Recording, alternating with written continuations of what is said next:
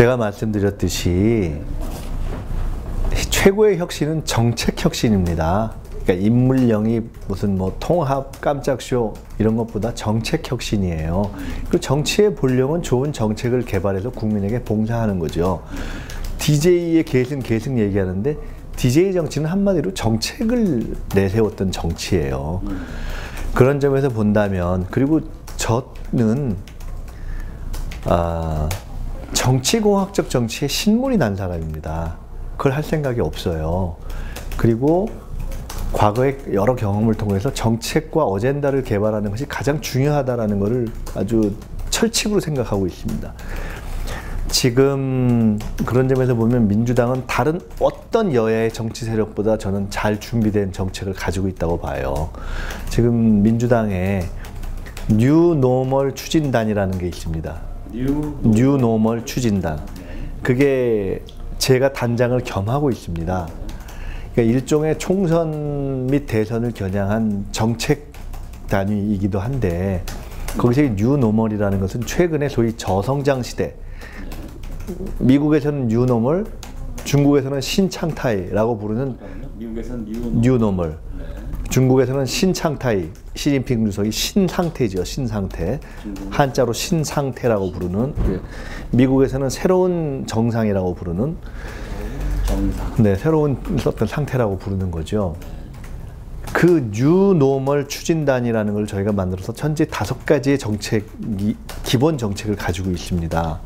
뉴노멀은 이제 과거와 다른 새로운 것이 필요한데, 첫째는 저성장 시대의 대안으로 저비용 사회를 만들어야 된다는 겁니다. 저비용 사회를 만들었다. 이것은 뭐와 다르냐면, 여권의 70년대식의 연장인 부채주도 성장 전략과 다르고, 그 다음에 문재인 대표 등이 제기하는 소득주도 성장과 다릅니다. 부채주도 성장, 70년대식 성장론의 문제점은 이미 아는 것이고, 소득주도 성장론의 문제점은 이것을 야권이나 진보 세력 일부에서 제기하고 있는데, 유럽의 임금주도 성장론을 변형한 것인데, 우선 임금주도 성장론을 변형한 것이고, 내용은 노동자들의 임금을 높여줘서 소비를 증진하고 그것으로 내수를 촉진한다는 새로운 성장 전략이에요. 근데 그 소득주도 성장론의 문제점은, 첫째는 한국에서 기업들에게 그러니까 임금 인상을 강제할 방법이 없고, 둘째, 현재 한국에서의 문제는 약간의 임금 인상으로 해결될 수 있는 것이 아니에요. 왜냐하면 국민들의 가장 큰 고통은 주거비와 교육비 같은 생활 부담의 가중에서 오는 것이기 때문에 돈 5만 원, 10만 원 올려줘봤자 해결이 안 됩니다. 현재의 사교육과 주거 부담을 해결하지 않고는. 그리고 또 하나의 문제점은 소득주도 성장론을 말만 하고 야당이 전혀 실천하고 있질 않아요. 최저임금 인상을 위해서 노력하는 것도 없잖아요. 그래서 그런 소득주도 성장론은 저는 사실상 무의미하다고 보고 있습니다. 그러면 저희가 주장하는 저비용 사회는 뭐냐? 우선 현재는 가장 중요한 것이 숨을 쉴 수 있게 해줘야 됩니다. 국민들이 예를 들어 월소득 뭐 200만 원이든 300만 원이든 4인 가족에서 두 사람이 벌었을 때 한 300만 원 정도 벌면 일단 잠자리는 따뜻하고 밥을 먹을 수 있고 왔다 갔다는 할 수 있게 해줘야 돼요. 그래서 저비용 사회로 사회 자체를 전환하는 게 첫째인데, 거기에 핵심 과제들이 뭐냐? 사교육 철폐가 있고, 그 다음에 주거비를 줄여야 되는 것이 있고, 또 하나 중요한 것이 공공비용 인하예요. 지금 민간 시장에서는 가격이 파괴되고 있어요. 제가 이렇게 길거리 돌아다니면 중국집에 요새는 뭐 길거리에 뭐 몇천 원짜리, 그러니까 보통 중국집보다 싼 뭐 짜장면, 또 길거리에 가면 무슨 뭐 싼 커피, 1,000원짜리, 1,500원짜리 커피가 푸드룩하잖아요. 그런데 막상 민간은 이렇게 적응하는데 공공 부분은 간접세나 공공비용을 막 올려요. 솔직히 얘기하면 담배세도 부당하게 올린 거고요. 그러니까 담배세 부당하게 올린 거고, 유류값, 기름값 떨어지고 있는데 지금 제대로 인하 안 하고 있는 거고, 유류세와 관련해서. 그 다음에 지하철 요금 같은 거 사실 지방정부에서 그냥 서울시 같은 데 마구 올려버리잖아요. 막 팍팍팍 올리고. 그 다음에 주부들 쓰레기 목투값 같은 것도 그냥 팍팍 올립니다. 이런 것들 하나하나를 잡아주는 것이 굉장히 중요하다고 저는 봐요. 그래서 첫째, 일단 깎아줘야 돼. 일단 더 올리지 않아야 돼. 이 저비용 사회를 만드는 것이 저희의 첫째 정책입니다. 이거는 굉장히 중요한 전략이고 구체적인 것들 내놓고 하나하나 이렇게 제시할 거예요. 두 번째로는 새만금 신경제수도입니다. 그것은 저희가 새로운 성장 전략으로 제시하는 거예요. 그러니까 저성장 시대가 아무리 어렵고 오래 가도 그냥 저비용만으로 해결되는 게 아니라 성장의 방법을 찾아야 됩니다. 근데 박근혜 정부의 창조경제의 가장 큰 문제점은 구체적인 대안이 없다는 겁니다. 그리고 진보와 보수 누구도 그냥 그럴싸한 말만 하지 실질적인 성장의 구체적인 전략을 내놓지는 않아요. 안철수 의원이 공정성장 얘기하고 정은찬 총리가 동반성장 얘기하지만 그거는 사실은 대기업과 중소기업을 기회를 주자라는 것 또는 시장 질서를 좋게 하자는 것이 좋은 얘기예요. 그러나 그건 그 자체로 성장을 보장하지는 않습니다.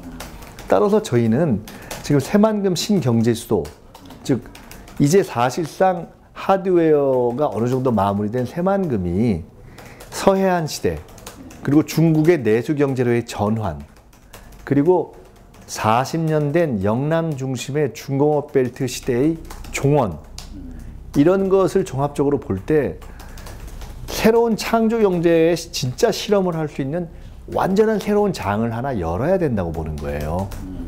그게 새만금 신경제 수도인데 그냥 추상적인 것으로 얘기하는 것이 아니고 그에 대한 구체적인 안으로서 행정적으로는 그 규제를 완전히 네거티브 시스템으로 바꿔서 규제를 제로화하고 이걸 추진하기 위해서 그 총리 소속의 새만금위원회를 대통령 직속으로 바꿔주고 대통령실에 새만금 전담 비서관을 두고 그 다음에 재원 조달을 위해서 특별회계를 설치하고 그리고 이 현재 국가에서 하고 있는 것이 새만금의 땅을 외국 기업에 파는 매각 방식인데 이렇게 하다가 보면 또 투기장이 되기 때문에 이거를 바꿔서 임대 방식으로 중국의 특구처럼 외국 기업이든 국내 기업이든 임대 방식으로 바꿔야 된다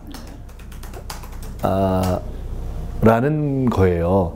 이걸 통해 규제 제로를 실현하고 더 중요한 것은 규제가 없는 건 기업만 좋은 거예요. 근데 정말 필요한 것은 미래 세대가 일할 수 있어야 돼요. 주거 부담 없이. 즉 주거비와 교육비에서 해결시켜줘야 됩니다. 그렇게 할 교육비에서. 그러려면 사실상 새만금에 거의 준사회주의 수준의 저는 주거 환경을 만들어야 된다고 봐요. 준사회주의? 예. 그러려면 완벽한 공공주택, 공공보육을 실현해야 됩니다. 거기는. 그것을 위해서 아까 제가 제기했던 재원 조달 방안들을 두고 매각 방식이 아니라 공유 임대 방식으로 가야 된다고 얘기하는 겁니다. 이것을 하면 어떻게 되느냐? 저는 대한민국과 호남의 새로운 성장 동력이 만들어진다고 봐요. 그러니까 이미 산업화 시대는 끝났고 다음은 혁신화 시대입니다. 그래서 이게 저는 새만금이 우리에게 있다는 것은 축복이고 그런 의미에서 제가 호남 정치보다 호남 경제가 더 중요하다고 얘기를 했던 거예요. 두 번째입니다. 세 번째로는 저비용 상생 정치입니다. 저비용 상생 정치라는 거는 저희가 구체적인 정치개혁안을 어떻게 보면은 안철수 의원이 제기했던 정치개혁안이 뭐가 있어요, 사실. 국회의원 숫자 줄이자는 거하고 공천 폐지 2개밖에 없어요. 다 무의미한 거였어요.